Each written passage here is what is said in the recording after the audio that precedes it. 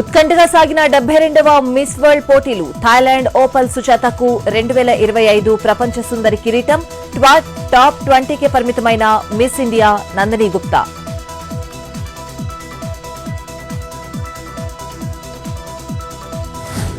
పదకొండు నెలల్లోనే సూపర్ 6 హామీలు అమలు చేస్తున్నామన్న సీఎం చంద్రబాబు. దేశంలోనే అత్యధికంగా పింఛన్లు ఇస్తున్న రాష్ట్రం ఏపీ అని స్పష్టం. భవిష్యత్తులో పింఛన్లు మరింత పెంచే అవకాశం ఉందని సూచన.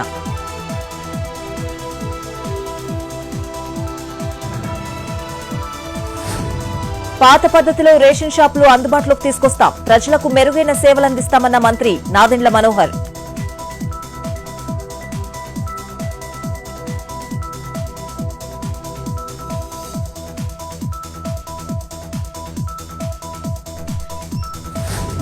హైదరాబాద్ లో తెలంగాణ జాగృతి నూతన కార్యాలయం. ఆఫీసులో ఫ్లెక్సీలో కేసీఆర్ కవిత ఫోటోలు మాత్రమే.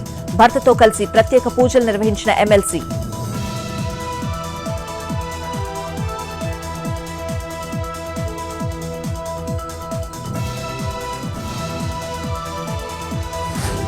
కవిత వ్యవహారం ఓ ఫ్యామిలీ డ్రామా అని బండి సంజయ్ విమర్శ. బీఆర్ఎస్ లో కల్వకుంట్ల ఆర్ట్స్ క్రియేషన్ నడుస్తోందని ఎద్దేవా. కాంగ్రెస్ బీఆర్ఎస్ కలిసే పనిచేస్తున్నాయని ఆరోపణ.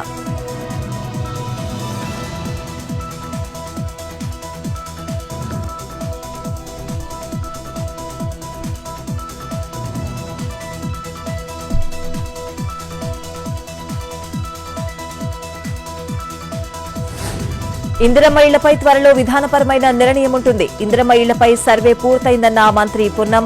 రేషన్ కార్డు జారీ వేగవంతం చేయాలని అధికారులకు విజ్ఞప్తి.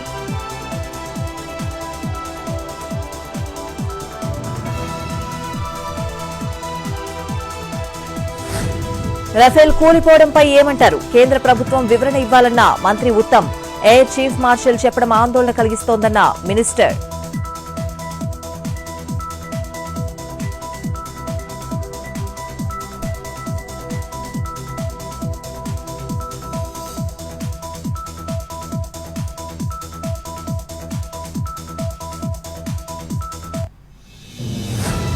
సీనియర్ ఐపీఎస్ అధికారి పీఎస్ఆర్ ఆంజనేయులకు వైద్య పరీక్షలు. బీపీలో హెచ్చుతగ్గులుండటంతో మెడికల్ టెస్టులు.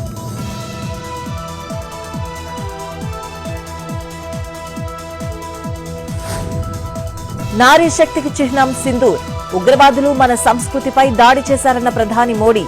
నారీ శక్తి విసిరిన సవాలే వారికి శాపమైందని వ్యాఖ్యలు.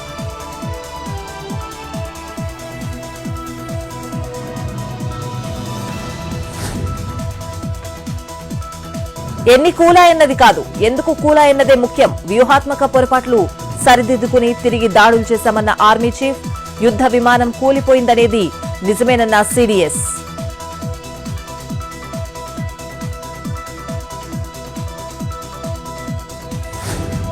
నైరుతి రుతుపవనాలతో ఈశాన్యంలో భారీ వర్షాలు. ఎడతెరిపి లేకుండా కురుస్తున్న వానలతో జనజీవనం అస్తవ్యస్తం.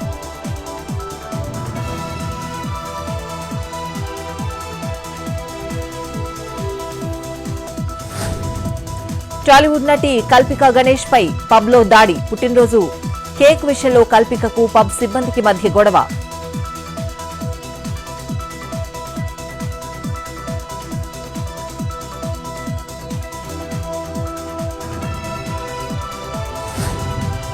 ఏపీకి మరో 2 రోజుల పాటు వర్ష సూచన. ఇవాళ కృష్ణా, గుంటూరు, బాపట్ల, ప్రకాశం జిల్లాల్లో వానలు పడే ఛాన్స్.